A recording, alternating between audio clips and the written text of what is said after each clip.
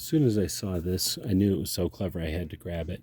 So this is, what do you think this is? Well, you know from the title, this is a pair of emergency scissors. But let's go ahead and open them up. So when they're closed up like this, there is a clip so they can be retained in a pocket or a pouch. But whenever you need to use them, they're easy enough to deploy.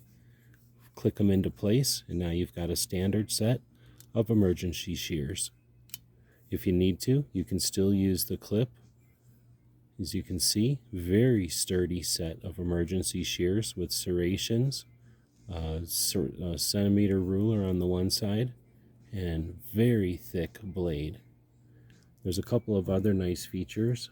There's a cutter up here that can be pulled out when it's folded, and there's also an oxygen tank wrench. Now what's neat is when you're done using them as emergency shears, you can push this triangle and this triangle, and when you do that, the handles come down again and lock into place. There's a window brake and a lanyard ring as well. There's the cutter if you need to use it, or the oxygen wrench can be used at any time. Very clever emergency tool. Hope this helps.